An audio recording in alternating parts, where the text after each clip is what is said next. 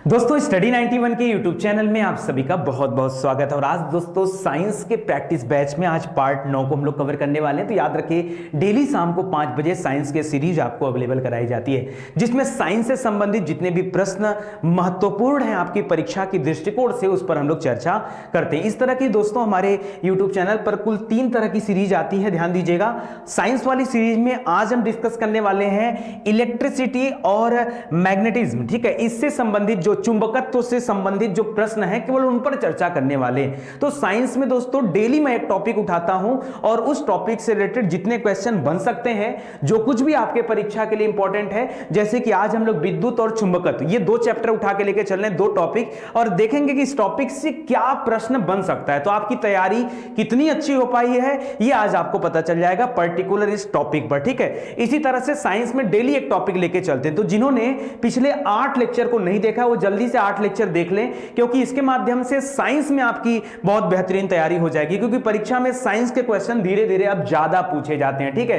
History, geography, polity धीरे धीरे कम पूछे जा रहे हैं और साइंस की संख्या बढ़ रही है, क्योंकि हिस्ट्री वाले क्वेश्चन अब रिपीट होने की कंडीशन में आ चुके हैं। भाई जो इतिहास है वो तो सीमित है ना, तो सीमित चीजों में कितने प्रश्न बनाए जा सकते हैं। जैसे संविधान में कितने प्रश्न बनाए जा सकते हैं, वो तो सीमित है, इसलिए वहां पर अब नए प्रश्न नहीं बन पा रहे हैं, परीक्षा में कम पूछे जा रहे हैं। और साइंस, इन्वायरमेंट, इकोनॉमिक्स, ये सभी प्रश्न अब आपसे परीक्षा में ज्यादा पूछे जाते हैं। अच्छा, एक बात और याद रखेगा, अगर आप चाहते हैं ये जानना कि नितिन सर कितनी क्लास इस समय यूट्यूब पर दे रहे हैं, तो बेसिकली 4 क्लासेज हैं, ठीक है, जिसमें सुबह के 5 बजे दिन की शुरुआत मैं करता हूं करंट अफेयर से। उसके बाद सुबह के 11 बजे जीके जीएस की प्रैक्टिस सेशन क्लास चलती है और इसमें बेहतरीन क्वेश्चन की प्रैक्टिस कराते हैं। सिविल तक का लेवल हम लोग लेके चलते हैं, मतलब पीएससी तक का लेवल, ठीक है, वहां तक के लेवल को कंप्लीट करते हैं। तो जो लोग भी चाहें वो इस सीरीज से जुड़ करके अपने जीएस को, जीके को मजबूत कर सकते हैं। शाम को 5 बजे साइंस की स्पेशल सीरीज केवल इसलिए दी जाती है कि साइंस के प्रश्नों पर आपकी पकड़ अच्छी बन सके, ठीक है। तो ये दोनों सीरीज एक साथ स्टार्ट हुई थी, दोनों में 9वां पार्ट आज आपको दिया जा रहा है। रात को 11 बजे सिविल सर्विसेज स्पेशल क्लास चलाई जाती है, बट अभी उसमें कुछ लिमिटेड वीडियोस हैं, तो उससे भी आप अपडेट रहा करिए, ठीक है। चलिए स्टार्ट करते हैं दोस्तों और देखते हैं कि आज आपके लिए खास प्रश्न कौन से हैं। पहला प्रश्न लिख रहा है कि निम्नांकित में से कौन लौह चुंबकीय है। देखिए हमने पहले ही कह दिया कि हमारा जो चैप्टर वो कौन सा है, वो चुंबकत्व चैप्टर है और विद्युत वाला चैप्टर है, ठीक है। इलेक्ट्रिसिटी और मैग्नेटिज्म इसी चैप्टर को कंप्लीट करें तो केवल इसी चैप्टर से संबंधित प्रश्न पूछे जाएंगे। निम्नांकित में से कौन लौह चुंबकीय है। लौह चुंबकीय का मतलब क्या है? अरे यार कौन सा चुंबक है। चुंबक क्या करता है? वो लोहे को अपनी तरफ आकर्षित करता है। तो इसमें से कौन ऐसे हैं जिनके अंदर लोहे के गुण पाए जाते हैं? लिख रहा है निकिल। क्या निकिल के अंदर लोहे के गुण पाए जाते हैं, या बिस्मर्थ के अंदर, या एल्यूमिनियम के अंतर्गत, या फिर क्वार्ट्ज का, ठीक है, किसमें लोहे के गुण पाए जाते हैं। अब जो बच्चा थोड़ा सा भी समझदार होगा वो जान जाएगा। चुंबक ले लो, एल्युमिनियम पे चिपका के देख लेना, नहीं चिपकेगा, मतलब ये नहीं है। क्वार्ट्ज के पास ले जाओगे उस पर भी कोई असर नहीं करेगा। बिस्मर्थ के पास ले जाओगे कुछ मतलब नहीं। निकिल दोस्तों ये लोहे का ही पार्ट होता है। निकिल कह लो या निकेल कह लो, ठीक है, दोनों बात एक ही है। निकिल कह लो या निकेल कह लो, बात एक ही है, ठीक है, इंपॉर्टेंट है, तो इसको याद रखेगा। ये लौह चुंबकत्व के गुण पाए जाते हैं। तो इस प्रश्न का सही उत्तर क्या हो जाएगा? Option number 1। इसमें ऐसा कुछ कठिन था ही नहीं जिसमें आप ये कह सको कि सर नहीं समझ में आया या कुछ बहुत कठिन दे दिया, ठीक है, तो इसको याद रखिएगा। आगे लिख रहा है कि निम्नांकित में से कौन सा एक भौतिक परिवर्तन है। दोस्तों 2 तरह के परिवर्तन होते हैं, एक होता है भौतिक परिवर्तन, ठीक है, एक होता है भौतिक परिवर्तन और दूसरा होता है रासायनिक परिवर्तन। क्या होता है? भौतिक और रासायनिक परिवर्तन। एक बात और याद रखेगा, पूरी साइंस को YouTube पर स्टडी 91 के प्लेलिस्ट में आप जाकर के देख सकते हैं। जिनको भी साइंस पढ़ना है, फिजिक्स, केमिस्ट्री या बायो, पूरा पढ़ा दिया गया है, आप जाके देख सकते हैं। या फिर हमारी वेबसाइट या फिर आप एप्लीकेशन के थ्रू भी अपनी तैयारी कर सकते हैं। वहां सिस्टमैटिक तरीके से वीडियोस दिए गए हैं ताकि आप जान पाओ कि कितने वीडियोज अभी तक दिए गए और आपकी तैयारी कैसे करनी है, पहले क्या पढ़ना है, बाद में क्या पढ़ना है, एकदम सीक्वेंस से सब कुछ दिया गया है, ठीक है। तो देखिए 2 तरह के परिवर्तन होते हैं, भौतिक और रासायनिक। याद रखें, जब कोई चीज वापस अपने फॉर्मेट में आ जाए तो उसे भौतिक परिवर्तन कहा जाता है, और जब वापस ना आने पाए तो रासायनिक परिवर्तन कहा जाता है। एक छोटा एग्जांपल लेता हूं। मान लीजिए आपने जल लिया, जल को गर्म किया और जल किस में बदल गया? गैस में बदल गया, ठीक है। फिर आपने गैस को ठंडा किया, फिर से जल में आ गया, ठीक है। या जल को क्या कर दिया? गर्म ना करके ठंडा कर दिया, यह क्या हो गया? यह बर्फ में बन गया, ठीक है। और बर्फ को गर्म कर दिया, फिर से जल में आ गया। तो दोस्तों ये जो प्रक्रिया है, ये एक से दूसरे में, दूसरे से पहले में चीजें बदल सकती, मतलब ये भौतिक परिवर्तन है, ठीक है। रासायनिक परिवर्तन मतलब क्या होता है? जैसे मान लीजिए रासायनिक परिवर्तन में आप क्या ले सकते हो, जिसका मतलब जो वापस अपने फॉर्मेट में ना आने पाए वो क्या हो जाता है, रासायनिक परिवर्तन। लिख रहा दूध का खट्टा होना, ठीक है। एक बार दूध खट्टा हो गया तो क्या खट्टे वाले दूध को भी आप सही दूध में बदल दोगे? है इतनी पावर? बोलो नहीं बदल पाएंगे। तो ये तो रासायनिक परिवर्तन है। आपको बताना है कौन सा भौतिक परिवर्तन है, मतलब ये तो गलत हो गया। करा लौह छड़ का चुंबकत्व, अगर लोहे की छड़ में कहीं चुंबकत्व है, उसमें चुंबक के गुण आ गए हैं, यानी वो लोहे को आकर्षित करना शुरू कर दिया है, तो जब ये प्रभाव से समाप्त होता है तो फिर से नॉर्मल लोहे की छड़ में तब्दील हो जाता है, उसमें चुंबकत्व के गुण समाप्त हो जाते हैं, नॉर्मल लोहा हो जाता है। तो ये आपका क्या है, वापस उस फॉर्मेट में आ जाता है, मतलब ये भौतिक परिवर्तन है। कह धातु का संक्षारण, अगर किसी धातु का संक्षारण हो जाए तो वापस वो चेंज नहीं होगा, मतलब ये भी आपका रासायनिक परिवर्तन है। लोहे में यदि जंग लग गया, क्या जंगरोधी लोहे को फिर से आप नॉर्मल लोहे में बदल देंगे? नहीं, कभी नहीं बदल पाएंगे, तो ये भी गलत हो जाएगा। तो यहां सही उत्तर हो जाएगा ठीक है, चुंबकत्व, लौह छड़ का चुंबकन, ये आपका राइट आंसर हो जाएगा। समझ में आया ना? चलो आगे देखते हैं। ट्रांसफार्मर का प्रयोग होता है, आप सभी के यहां पर ट्रांसफार्मर होगा, आपने अपने बाजार में, अपने गांव में, अपने शहर में कहीं ना कहीं ट्रांसफार्मर देखा होगा। इस ट्रांसफार्मर का प्रयोग कहां पर होता है? लिख रहा फ्यूज के रूप में, धारा को फिल्टर करने में, वोल्टेज को चेंज करने में, या धारा को प्रवाहित करने में। तो दोस्तों आप सभी को पता होगा कि जो ट्रांसफार्मर होता है इसका काम होता है वोल्टेज में चेंजिंग करना, ठीक है, वोल्टेज को बदल करके, ठीक है, उसको प्रवाहित करता है धारा के रूप में। तो याद रखिए वोल्टेज चेंज करना आपका यहां क्या हो जाता है, राइट आंसर हो जाएगा। लिख रहा है ट्रांसफार्मर अन्योन्य प्रेरण के सिद्धांत पर कार्य करने वाली एक ऐसी युक्ति है जो विभव परिवर्तन करने के काम में आती है, वोल्टेज चेंज करने के काम में आती है। यह उच्च विभव दुर्बल धारा को निम्न विभव की प्रबल धारा में बदल देता है। भाई एसी डेसी नाम सुना है ना, ठीक है, तो याद रखिए ये चेंजिंग करने का काम कौन करता है? ट्रांसफार्मर करता है, ठीक है, इसको याद रखिएगा। इसी तरह से यह निम्न विभव प्रबल धारा को उच्च विभव की दुर्बल धारा में भी बदलता है। तो दो तरह के ट्रांसफार्मर होते हैं, परीक्षा में भी पूछा जाता है। एक होता है ऊंचाई, ठीक है, और दूसरा होता है अपचाई। ऊंचाई और अपचाई, ये दो तरह के ट्रांसफार्मर होते हैं, ऊंचाई और अपचाई। ऊंचाई में क्या होता है, याद रखिए उच्च की तरफ बढ़ता है, मतलब निम्न से उच्च की तरफ, ऐसे याद रखिए, निम्न से उच्च की तरफ बढ़ता है, इसीलिए तो नाम दिया गया ऊंचाई। अपचाई में क्या होता है, ये उच्च से निम्न की तरफ आता है, उच्च से निम्न की तरफ आता है, तो हो जाता है अपचाई। ये दो तरह के ट्रांसफार्मर होते हैं, तो इसको आप याद रखिएगा। यहां आपके लिए इतना ही काफी है। किस अम्ल का प्रयोग सीसा संचायक बैटरी में किया जाता है? बताइए जल्दी से, सीसा संचायक बैटरी में किस अम्ल का प्रयोग किया जाता है? उसमें क्या होता है, H2SO4, सल्फ्यूरिक एसिड जिसे आप बोलते हैं, ठीक है, ये सीसा संचायक बैटरी में इस्तेमाल किया जाता है। बहुत सिंपल है, आसान सा क्वेश्चन है, ज्यादा आपको नहीं सोचना समझना। चलो आगे देखते हैं। निम्नलिखित में से कौन सा विद्युत का सबसे खराब चालक है? विद्युत का सबसे खराब चालक, सबसे बेहतरीन चालक होता है जहां पर विद्युत सबसे तेज चलती है, वो है चांदी। लेकिन इसका इस्तेमाल हम लोग तारों में नहीं कर सकते ना, क्यों? अरे यार चांदी के तार लगाओगे घर में तो चालकता तो बहुत ज्यादा होगी, लेकिन क्या इतना पैसा है कि आप चांदी के तार लगा सकते हैं? नहीं। तो इसलिए दोस्तों हम लोग तांबे का इस्तेमाल करते हैं या फिर एल्यूमिनियम का इस्तेमाल करते हैं, तांबा या फिर एल्यूमिनियम का इस्तेमाल करते हैं, ठीक है, तो इसको याद रखेगा, इंपॉर्टेंट है। फिलहाल यहां पूछ रहा है कौन सबसे खराब चालक है? यार एल्युमिनियम तो अच्छा चालक है, आपके घर में एल्युमिनियम के वायर लगते हैं ना, इतना भी खराब नहीं है, मतलब ठीक ठाक है।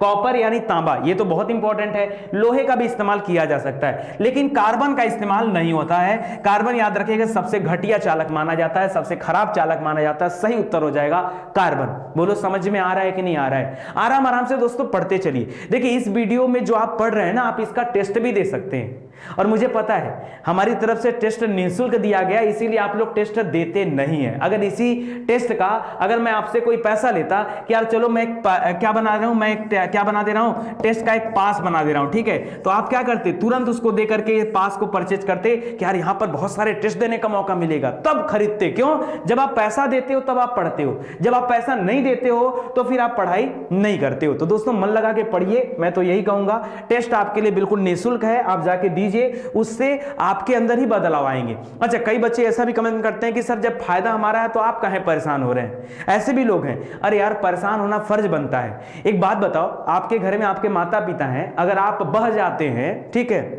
क्या आपके माता पिता नहीं परेशान होते हैं? अरे जिंदगी तो तुम्हारी यार, बह जाओ चाहे बना लो, वो तो आपकी जिंदगी है, तो परेशान माता पिता क्यों होते हैं? या आपका जो घनिष्ठ मित्र होता है वो क्यों परेशान होता है? या कोई आपको जानने मानने वाला वो क्यों परेशान होता है? बस ऐसा ही एक रिश्ता समझ लो कि हमारा रिश्ता आपसे है। आप अगर सही रास्ते पे नहीं चलोगे ना तो मैं परेशान होता हूं, ठीक है। ये इंटरनल चीजें हैं, शायद आप न समझ पाओ। और समझता वो व्यक्ति है जिसका लगाव होता है। मेरा लगाव है, मैं जाहिर सी बात है, मैं कमरे में, बंद कमरे में कैमरे के सामने पढ़ा रहा हूं, लेकिन मेरे सामने ऐसे हजारों लाखों स्टूडेंट मुझे दिखाई पड़ते हैं जिनके लिए मैं तपस्या कर रहा हूं। ये मेरी मेहनत है और मुझे इसमें सुकून भी मिलता है, कोई एहसान वाली बात नहीं है। मैं सुकून के लिए काम करता हूं, मुझे पढ़ाने में मजा आता है, मेरा सुकून है, ठीक है। तो चलिए देखिए, अगला कह रहा है कि विद्युत तीव्रता का मात्रक क्या होता है। विद्युत तीव्रता का मात्रक क्या है?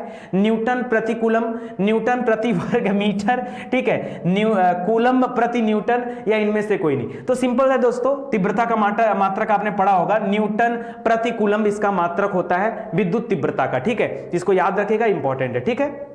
चलिए आगे देखें दोस्तों, अगला प्रश्न है, यदि 100 वाट का एक बल्ब प्रतिदिन 5 घंटे जलाया जाए तो 30 दिन में 50 पैसे प्रति यूनिट की दर से कितना खर्च आएगा। दोस्तों मैंने कितने बार आपको पढ़ाया ना, बहुत बार आपको ये प्रश्न पढ़ाया, ठीक है, बहुत बार आपको ये प्रश्न पढ़ाया, जरा ध्यान दीजिएगा। मैंने आपसे कहा दोस्तों कि कभी भी इस तरह का प्रश्न आ जाए तो सिंपल सा एक काम करना, जैसे 100 वाट का बल्ब है, 100 लिख लिया, ठीक है। कितने घंटे जलाया जा रहा है? 5 घंटे, 5 लिख लिया। कितने दिन जलाया जाएगा? 30 दिन जलाया जाएगा, 30 लिख दिया। सब गुणा कर लो आपस में, ठीक है, ये हो गया, ठीक है। और इतने में क्या करना है? सिर्फ क्या करना है? 1000 से भाग देना। अपने दिमाग में एकदम याद रखो, 1000 से भाग देना। बल्कि जो रेट दिया ना, रेट को भी लिख लो, 0.50 पैसा। सब गुणा भाग कर दो, 1 2 3, 1 2 3, 3 शून्य कट गया, और 5 तिहाई 15 गुणे 50 पैसा, तो 15 पचे 75, ठीक है, यानी 750 पैसा। 750 पैसा मतलब 7 रुपया 50 पैसा। क्या आ जाएगा? 7 रुपया 50 पैसा। ये आपका सही उत्तर हो जाएगा। यार देखो, सिंपल सा गांठ बांध लो जो बता रहा हूं, जितना आइटम दिया हो सबका गुणा कर दो। चाहे अगर बोल दे आपसे 500 वाट का बल्ब है, ठीक है, 3 घंटा जलाते हैं, 20 दिन जलाते हैं, ठीक है, और रेट है 5 रुपया की दर से, सब लिख दिया, एक साथ गुणा लगा दिया, और नीचे क्या कर दिया? 1000 से भाग दे दिया। 1 2 3, 1 2 3 निकाल दिया, 5 तिहाई 15 दूना 30, 3 पचे 15, 150 आ गया, ठीक है, ये हो गया। ऐसे निकालोगे आप, ठीक है। तो ऐसे करके आप समझते चलो, आपका हो जाएगा। चलो आगे बढ़ते हैं। तो यहां उत्तर हो जाएगा 7.5 रुपए या 7 रुपए 50 पैसा। निम्नांकित में से कौन सा परिवर्तन रासायनिक परिवर्तन नहीं है? अरे पूछा भी तो बड़ा स्टाइल में पूछ रहा है कौन सा रासायनिक परिवर्तन नहीं है। तो जो रासायनिक परिवर्तन नहीं होगा वो भौतिक परिवर्तन होगा, और भौतिक माने जो अवस्था चेंज होने पर अपने पुरानी अवस्था में वापस आ जाए, वो भौतिक परिवर्तन है। बर्फ का जल, जल का बर्फ, यही ना भौतिक परिवर्तन। पढ़ते हैं, कर लोहे में जंग लगना, ये तो कभी जिंदगी में वापस नहीं आएगा, तो रासायनिक परिवर्तन है। पानी का भाप में बदलना, वाह मेरे भाई, ये तो आ जाएगा ना। पानी भाप में गया, फिर भाप को ठंडा करके पानी बना लिया, ये तो आ जाएगा। तो ये आपका क्या हो जाएगा? ये आपका भौतिक परिवर्तन है, ठीक है, ये आपका भौतिक। और आपसे पूछा क्या था? कौन सा रासायनिक नहीं है? तो आपका सही उत्तर हो जाएगा ऑप्शन नंबर 2। फिलहाल इसको भी देख लीजिए, कल लिख रहा है दही से दूध बनाना, या सॉरी, दही से दूध नहीं बनता, दूध से दही बनता है। तो दूध से दही बन गया तो वापस दही को दूध में परिवर्तित नहीं किया जा सकता, तो यह रासायनिक परिवर्तन है, ठीक है। कोयले का जलना, कोयला जल गया तो फिर से कोयला थोड़े बनेगा, तो यह भी आपका रासायनिक परिवर्तन है। तो इस प्रश्न के लिए सही उत्तर हो जाएगा ऑप्शन नंबर 2, ठीक है। चलिए, एक धातु के तार में विद्युत का प्रवाह होता है। धातु के तार में विद्युत का प्रवाह कैसे होता है? मुक्त इलेक्ट्रॉनों के द्वारा। पढ़ाया गया था आपको, पढ़ाया था आपको ना, मुक्त इलेक्ट्रॉन जो होते हैं यही करंट होते हैं, असली में यही करंट होते हैं, ठीक है। तो इलेक्ट्रॉनों के कारण होते हैं, इसको आप याद रखेगा, ठीक है, इंपॉर्टेंट है। स्टोरेज बैटरी में किस तत्व का उपयोग किया जाता है? जो स्टोरेज बैटरी होता है उसमें क्या उपयोग में लाया जाता है? सीसा, एल्युमिनियम, तांबा या जस्ता, ठीक है। तो जितनी भी स्टोरेज बैटरी होती है दोस्तों, इसमें सीसा संचायक बैटरी का नाम सुना होगा। सीसा संचायक बैटरी, शीशे का इस्तेमाल किया जाता है, लिख रहा है। स्टोरेज बैटरी 2 प्रकार की होती है, एक होता है सीसा संचायक जिसको लेड स्टोरेज कहते हैं, दूसरा होता है अल्काइन यानी क्षारीय स्टोरेज या लेड स्टोरेज, ठीक है। तो इसको याद रखेगा, ये भी इंपॉर्टेंट है, 2 तरह के होते हैं। आगे बढ़िए, निम्नलिखित वैज्ञानिकों के द्वारा तड़ित चालक का आविष्कार किसके द्वारा किया गया? तड़ित चालक, बताइए, तड़ित चालक का आविष्कार किसने किया? लिख रहा है ग्राहम बेल, ठीक है, ग्राहम बेल, लॉर्ड लिस्टर, या फिर बेंजामिन फ्रैंकलिन, या फिर आइंस्टाइन। आइंस्टाइन ने तो दोस्तों सापेक्षता का सिद्धांत दिया था, जबकि बेंजामिन फ्रैंकलिन ने, याद रखिए, तड़ित चालक का आविष्कार किया, तड़ित चालक का। वहीं अगर ग्राहम बेल की बात करें तो उन्होंने टेलीफोन का आविष्कार किया था। टेलीविजन मत कहिएगा, टेलीविजन का आविष्कार किसने किया था? जॉन लोगी बेयर्ड, ठीक है, तो जॉन लोगी बेयर्ड ने किया था, तो उसको उनका भी नाम याद रखेगा। मैं बार बार इधर चला जाता हूं, ठीक है, तो याद रखिए ग्राहम बेल ने टेलीफोन का, लॉर्ड लिस्टर ने दोस्तों एंटीसेप्टिक सर्जरी का जो है पता लगाया था, सबसे पहले कार्य किया था, और आइंस्टीन ने सापेक्षता का सिद्धांत दिया था। बाकी बेंजामिन फ्रैंकलिन ने तड़ित चालक का आविष्कार किया है, तो इसको भी आप ध्यान रखिएगा। अगला क्वेश्चन देखिए, विद्युत बल्ब में तंतु या फिलामेंट जो होता है किसका बना होता है? विद्युत बल्ब में जो फिलामेंट होता है किसका बना होता है? तो दोस्तों ये टंगस्टन का बना होता है, तभी तो इसके अंदर ताप सहने की क्षमता बहुत ज्यादा होती, नहीं तो ये जल जाता ना। किसका बना होता है? टंगस्टन का, तो इसको याद रखेगा, इंपॉर्टेंट है। आगे देखिए, करा विद्युत मात्रा की इकाई क्या होती है? विद्युत मात्रा की इकाई क्या होती है दोस्तों? तो विद्युत मात्रा को हमेशा मापते हैं एम्पियर से। किससे? एम्पियर से। तो विद्युत मात्रा कहिए, विद्युत धारा कहिए, उसका एसआई पद्धति में मात्रक जो होता है वो होता है एम्पियर। ओम जो होता है दोस्तों विद्युत प्रतिरोध का मात्रक होता है ओम, और वोल्ट जो होता है विद्युत विभव का मात्रक होता है, तो इसको भी याद रखेगा, ठीक है। और कूलाम जो होता है विद्युत आवेश का होता है। फिर से देखिए, ये इंपॉर्टेंट है, विद्युत मात्रा कहिए, विद्युत धारा कहिए, धारा का मात्रक होता है एम्पियर, धारा का क्या होता है? एम्पियर, ठीक है। ओम का होता है प्रतिरोध, ओम का क्या होता है? प्रतिरोध। विद्युत वोल्ट होता है विभव का, तो V से वोल्ट, V से विभव याद रखेगा, ठीक है, इसको याद रखेगा।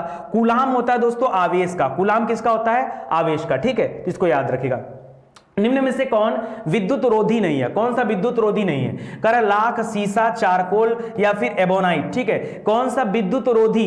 विद्युत रोधी कौन सा नहीं? तो याद रखिए चारकोल, चारकोल विद्युत रोधी नहीं माना जाता है। कर जिन पदार्थों से होकर के विद्युत धारा प्रवाहित नहीं होती है उन्हें विद्युत रोधी कहा जाता है, और चारकोल में धारा आर पार नहीं जा सकती है। सूखी हुई लकड़ी जिसको बोलते हो, ठीक है, वहां पर भी लाख, सीसा, एबोइट, कास्ट, रबड़, अभ्रक, ठीक है, ठीक है, ये सभी क्या होते हैं? एक मिनट, कुछ तो गलत दिया। चारकोल अलग हो जाएगा, सूखी लकड़ी होती है तो वहां नहीं होगा, लेकिन गीली लकड़ी होगी तो वहां से हो जाएगा। तो चारकोल दोस्तों ये चालक में आता है, क्योंकि यहां से प्रवाहित हो जाता है। बाकी लाख हो गया, एबॉइट हो गया, सीसा हो गया, उससे प्रवाहित नहीं होता है, ठीक है। शुष्क हवा, जैसे करंट कहां से नहीं मारता, ऐसे समझो, प्लास्टिक है, करंट पास नहीं करेगा, ठीक है, तो आपको लगेगा नहीं, तो वो भी क्या हो जाएगा? वो भी आपका इसी श्रेणी में आ जाएगा। जब किसी धातु को गर्म किया जाता है तो इसका प्रतिरोध क्या होता है? जब धातु को गर्म करते हैं, जब धातु को गर्म करेंगे दोस्तों तो प्रतिरोध क्या हो जाएगा? ये प्रतिरोध बढ़ जाएगा, यही ना होगा? याद रखें, धातु को गर्म करने पर प्रतिरोध क्या होता है? बढ़ जाता है, क्योंकि गति जो होती है इलेक्ट्रॉनों की गति पर यह प्रतिरोध क्या करता है? निर्भर करता है। और जैसे जैसे गर्म करेंगे उनकी गति तेज होती है, और तेजी से जब वो गति करेंगे तो प्रतिरोध भी उतना तेजी से बढ़ जाएगा, ठीक है। निम्न में से कौन सा एक अर्धचालक है? ठीक है, अर्धचालक कौन सा है? तो आपने पढ़ा होगा, जर्मेनियम हो गया, सिलिकॉन हो गया, ये सभी अर्धचालक होते हैं, अर्धचालक के रूप में इनका इस्तेमाल किया जाता है। तो ये तो जनरल क्वेश्चन हो गया, आप सभी को पता है, ठीक है। चलिए आगे बढ़ते हैं दोस्तों। अगला देखिए, सिलिकॉन हो गया, लिख रहा अर्धचालक के रूप में सर्वप्रथम जर्मेनियम का इस्तेमाल किया गया था, परंतु आज सिलिका का प्रयोग भी भारी मात्रा में किया जाता है। निम्नलिखित में उच्चतम विद्युत चालकता वाला तत्व कौन सा? सबसे ज्यादा विद्युत चालकता कहां होती? थोड़ी देर पहले मैंने चर्चा किया, सिल्वर में, चांदी में सबसे ज्यादा विद्युत चालकता होती है, ठीक है। तो याद रखिए चांदी नंबर 1 पर हो जाएगा, ये राइट आंसर हो जाएगा, ठीक है। चलिए, कह रहा फ्यूज का तार बना होता है, आपने बड़े बड़े डिवाइसेस में फ्यूज देखा होगा, तो फ्यूज का तार, अच्छा फ्यूज बनाया क्यों जाता है? क्योंकि कभी अगर तेज तीव्रता से लाइट विद्युत धारा का प्रवाह हो तो जल जाता है, जल जाएगा तो बाकी का एलिमेंट खराब नहीं होगा, ठीक है, तो इसलिए फ्यूज का इस्तेमाल करते हैं। और ये जो फ्यूज बना होता है ये सीसा और टीन का बना होता है, ठीक है। आसान क्वेश्चन है, लेकिन क्या करूं, मैं साइंस वाले में थोड़ा सा बधा रहता हूं, इसलिए बधा रहता हूं, अनायास का क्वेश्चन भी नहीं करा सकता, और टॉपिक वाइज क्वेश्चन सिलेक्ट करता हूं तो बाहर से क्वेश्चन भी नहीं ला सकता। अगर चैप्टर में विद्युत और मैग्नेटिज्म, ये चुंबकत्व, ये दो चीजें हैं, तो उसी से संबंधित कुछ ना कुछ पूछा जाएगा, कुछ नया नहीं दे सकता मैं यहां पर, ठीक है। चलो, एक विद्युत परिपथ, परिपथ नहीं होता दोस्तों, परिपथ होता है, ठीक है। एक विद्युत परिपथ में एक फ्यूज तार का प्रयोग क्यों किया जाता है? अभी अभी बताया, आपके घर में देखिए ना फ्यूज क्यों लगता है? जब कभी विद्युत धारा ज्यादा होगी ये फ्यूज जल जाता है ताकि डिवाइस बची रहे, उसका प्रभाव, विद्युत धारा का प्रभाव तेज, जैसे इसमें है, अगर इसमें बहुत हाई वोल्टेज करंट आ जाएगा तो उड़ जाएगा, ये उड़ जाएगा ना, तो कहीं ना कहीं फ्यूज लगा होगा ताकि फ्यूज पहले जाए। तो लिख रहा है संचार में विद्युत ऊर्जा के खर्च को कम करने के लिए, खर्चा को कम करने के लिए कोई मतलब नहीं है। वोल्टेज के स्तर को स्थिर रखने के लिए, स्थिर रखने से भी कोई मतलब नहीं है। सर्किट में प्रवाहित होने वाली अधिक विद्युत को रोकने के लिए, हाँ ये कर सकते हो, क्योंकि अगर तेजी से विद्युत आएगा तो उसको रोक देगा। ये रोकने का काम कौन करता है? ये जो फ्यूज होता है, फ्यूज तार, ये करता है। करा फ्यूज तार को अधिक गर्म होने से बचाने के लिए, गलत है, विद्युत तार को, ये गलत है। यहां पे राइट आंसर हो जाएगा आपका ऑप्शन नंबर 3। आप तो समझ रहे हो ना, ठीक है, तो ध्यान दीजिएगा। आगे बढ़ते हैं। कह रहे 40 वाट, 60 वाट और 100 वाट के 3 बल्बों को 200 वोल्ट के मेंस के साथ थ्रेडी क्रम में जोड़ा जाता है तो ऊर्जा की खपत होगी। बताइए ऊर्जा की खपत कहां पर सबसे ज्यादा होगी और कहां पर कम होगी। करा 40 वाट का एक बल्ब है, एक 60 वाट का है, एक 100 वाट का है, एक 200 वाट का है, एक 500 वाट का है, एक 1000 वाट का है। बताइए अगर इनको जोड़ दिया जाए आपस में, 3 4 5 बल्बों को 200 वोल्ट के करंट में जोड़ दिया जाए, ठीक है, अच्छा वहां पे वोल्ट भी बढ़ाना पड़े, तो अगर जोड़ दिया जाता है और भी श्रेणी क्रम में, तो यहां पर ऊर्जा की खपत क्या होगी। देखिए एक सिंपल सा कॉन्सेप्ट आपको बता दूं, जिसका वाट जितना कम होता है वो उतना ज्यादा विद्युत का खपत करता है, खपत उसका उतना ज्यादा होता है। जितना वाट कम होता है उतना खपत ज्यादा होता है। तो याद रखिए ऊर्जा की खपत होगी किसके लिए, 40 वाट के लिए सबसे ज्यादा खपत होगी। उल्टा होता है, इनवर्स रिलेशनशिप होता है, ठीक है, तो इसको याद रखिएगा क्योंकि इसीलिए क्या होता है। अच्छा देखिए यहां दे भी रहा है, श्रेणी क्रम में जुड़े बल्बों में सबसे कम वाट का बल्ब सबसे अधिक ऊर्जा की खपत करता है, क्योंकि इस क्रम में सभी बल्ब एक साथ एक समान विद्युत धारा बहती है। इस कारण जिस बल्ब का प्रतिरोध ज्यादा होता है वो उतना ही ज्यादा चमकदार दिखाई देता है। नीचे दिए गए शब्दों का मिलान कीजिए, ठीक है, प्रतिरोध, विद्युत प्रवाह और क्या हो गया, बल हो गया, पावर हो गया। बल को तो आप आराम से कर लेंगे न्यूटन के साथ, पावर को आप कर लेंगे वाट के साथ, ठीक है, प्रवाह को कर लेंगे एम्पियर के साथ और प्रतिरोध को कर लेंगे ओम के साथ। थोड़ी देर पहले पढ़ाया था। अब अगर नहीं याद होता है, इतने कमजोर हो गए हैं, तो भाई मेहनत आपको करना पड़ेगा, क्योंकि फिजिक्स केमिस्ट्री बायो सब कुछ पढ़ा दिया गया है। अब आप ये नहीं कर सकते कि सर पहले एक बार हमको आप पूरा फिजिक्स पढ़ा दो तब हमें सब प्रश्नों का जवाब देंगे, नहीं तो सर हम नहीं दे पाएंगे। ये पढ़ाया गया, आप जाइए और देखिए डिटेल से कि कहां पर क्या बातें दी गई हैं। तो यहां पर हो जाएगा उत्तर 4 1 2 और 3, 4 1 2 3 मिला लीजिए, 4 1 2 3, मतलब ये वाला उत्तर राइट आंसर हो जाएगा, ठीक है। ऑप्शन नंबर 2 आपका सही हो जाएगा, 4 1 2 3, ठीक है। चलिए आगे देखिए, ट्रायोड का उपयोग होता है। ट्रायोड आपने नाम सुना होगा ना ट्रायोड का। ट्रायोड का इस्तेमाल कहां पर होता है, एम्पलीफायर के रूप में, दोलित्र के रूप में, ट्रांसमीटर के रूप में, या इन सभी डिवाइसेस में। तो याद रखिए दोस्तों इसका इस्तेमाल इन सभी में होता है, ट्रायोड हो गया, एनोड हो गया, इन सभी में किया जाता है। तो लिखिए जैसे लिख रहा है कि जिसे एम्पलीफायर के रूप में इस्तेमाल किया जाता है, यह एक निर्वात कांच की ट्यूब होती है जो 3 इलेक्ट्रोडों से मिलकर के बनी होती है, ठीक है। निम्न यंत्र से विद्युत धारा का मापन किया जाता है। विद्युत धारा मैंने पढ़ा था, विद्युत धारा आ से एम्पियर क्या नाम हो जाता है, या अमीटर, क्या हो जाता है, अमीटर, ठीक है। तो अमीटर इसको याद रखेगा, ए मीटर कभी कभी बोला जाता है, कभी कभी अमीटर देता है, तो विद्युत धारा का मात्रा क्या होता है, अमीटर, ठीक है, इसको याद रखेगा, या एम्पियर भी बोल सकते हैं। डायोड वह प्रयुक्ति है जो धारा को क्या करती है, एक दिशा में प्रवाहित होने देती है, दोनों दिशाओं में भेजती है, या किसी भी दिशा में प्रवाहित नहीं होने देती है, ठीक है, या फिर इनमें से कोई नहीं, मतलब कि किसी भी दिशा में प्रवाहित होने देती है। बताइए यहां पर एक ऑप्शन और यहां बना लीजिएगा, ठीक है, कि किसी भी दिशा में प्रवाहित होने देती है, किसी भी दिशा में प्रवाहित होने देती है। तो क्या सत्य हो जाएगा, डायोड। डायोड दोस्तों जो युक्ति होता है ना, ये क्या करती है कि सभी करंट को केवल एक ही दिशा में भेज देती है, इधर जाओ सब लोग, ठीक है। तो ये डायोड होता है एक दिशा में। गलती से बाकी 4 नंबर मत टिक करिए कि मैंने अलग से लिखा दिया तो आप 4 नंबर कर लो, ठीक है, 2 3 4 गलत हो जाएगा, एक दिशा में प्रवाहित होगा, ये आपका राइट आंसर हो जाएगा। लिख रहा है डायोड वाल्व में धारा केवल एक दिशा में बह सकती है, इसी कारण इसे क्या कहा जाता है, वाल्व कहा जाता है। जैसे मशीन अगर आप चलाओगे ना तो पानी हमेशा नीचे से ऊपर आएगा, ठीक है, तो वाल्व के कारण होता है। क्योंकि इसमें 2 इलेक्ट्रोड होते हैं अतः इसे डायोड कहा जाता है, ठीक है। 1904 में इंग्लैंड के वैज्ञानिक फ्लेमिंग ने तापनिक उत्सर्जन की एक ऐसी युक्ति का आविष्कार किया जिसके द्वारा उच्च निर्वात में वैद्युत धारा प्रवाहित की जा सकती थी, इसे डायोड वाल्व का नाम दिया गया। विद्युत उपकरणों को क्यों भू संपर्किता किया जाता है, मतलब जमीन से क्यों जोड़ा जाता है, अरे जिसको आप अर्थिंग बोलते हैं भाई, ये अर्थिंग क्यों दिया जाता है। लिख रहा है किसी भी प्रकार की क्षति से बचाने के लिए, आघात से बचाव के लिए, खपत को कम करने के लिए, या लघु उपस्थित होने से बचाव के लिए। तो याद रखें दोस्तों, क्षति से बचाने के लिए, या फिर आप कह सकते हो कि जो दुर्घटनाएं होती, दुर्घटना से बचाने के लिए, आघात से बचाने के लिए, समस्या से बचाने के लिए, ठीक है। क्योंकि अगर कभी मान लीजिए ज्यादा बिजली प्रभावित हुआ, मतलब कहीं एक्स्ट्रा बाहर से मिल गया सोर्स, तो वो सीधे क्या कर देता है, अगर अर्थिंग नीचे है तो नीचे भेज दिया जाता है। तो इसीलिए दोस्तों यहां पर इस तरह की चीजें की जाती है। आपके घर में भी जो मेन कहीं पर होगा ना, वहां पर आप देखिए एक बार जाकर के चेक करिए, अर्थिंग बनी होगी। लिख रहा है इलेक्ट्रिक प्रेस, पंखा, फ्रिज जैसे उपकरणों में जिसमें धात्विक ढांचा होता है, सुरक्षा की दृष्टि से भू संपर्कित तार का प्रयोग किया जाता है। यह तार अल्प प्रतिरोध परिपथ उपलब्ध कराकर सुरक्षा प्रदान करता है। जबकि धात्विक ढांचे में कोई धारा प्रवाहित होती है तो इसे पृथ्वी के विभव पर भेज देता देता है ताकि आघात न पहुंचे, क्षति न पहुंचे, नुकसान न हो। सामान्य विद्युत करिएगा यहां पर, ठीक है। सामान्य विद्युत उपकरणों के लिए फ्यूज तार में निम्नलिखित के गुण होने चाहिए। फ्यूज तार कैसा होना चाहिए? मोटा तार, पतला तार, निम्न गलनांक मिश्र धातु या उच्च गलनांक मिश्र धातु। तो याद रखिए दोस्तों, हमेशा यहां पर होना कैसा चाहिए आपसे पूछा जा रहा है, जरा ध्यान दीजिएगा। तो यहां पर गलनांक हमेशा निम्न होना चाहिए। कैसा होना चाहिए? निम्न, ठीक है। निम्न गलनांक होना चाहिए और पतला तार होना चाहिए, दोनों चीजें होती है। मोटा तार नहीं लगता। कभी भी आप फ्यूज को उठा के देखिए, वहां पर टीन और शीशा को मिलाकर के तार बना होता है, लेकिन वो जो होता है याद रखिए मोटा नहीं होता, पतला तार होता है ताकि जल्दी से गल जाए। अगर थोड़ा सी भी धारा एक्स्ट्रा है तो तुरंत क्या हो जाए? जल जाए, ताकि जो है विद्युत धारा का प्रभाव हमारे किसी यंत्र के ऊपर न पड़ने पाए।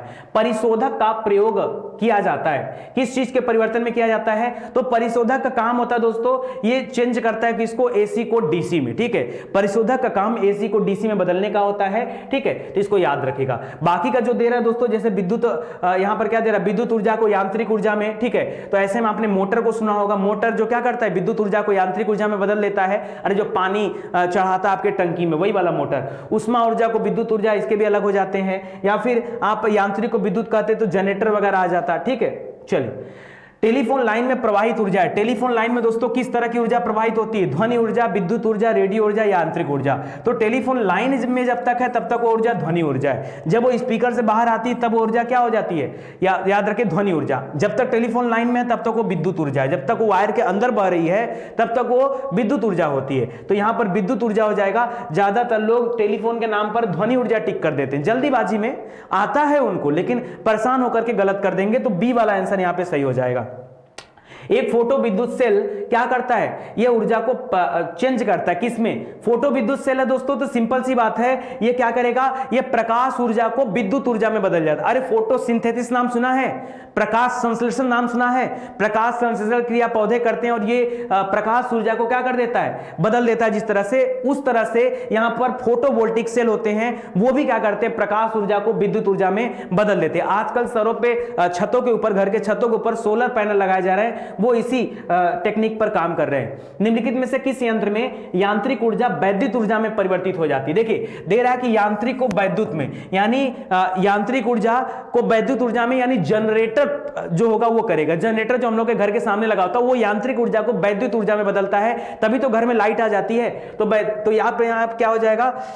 ट्रांसफार्मर, मोटर, विद्युत नहीं, ये हो जाएगा इनमें से कोई नहीं। क्यों? अरे नाम ही कहां दिया, ठीक है। जनरेटर का तो नाम ही नहीं दे रहा है, या जनरेटर को विद्युत जनित्र भी कहा जाता है, वो भी नाम नहीं दे रहा है। तो यहां पर हो जाएगा इनमें से कोई नहीं। तो आज के लिए दोस्तों बस इतना ही।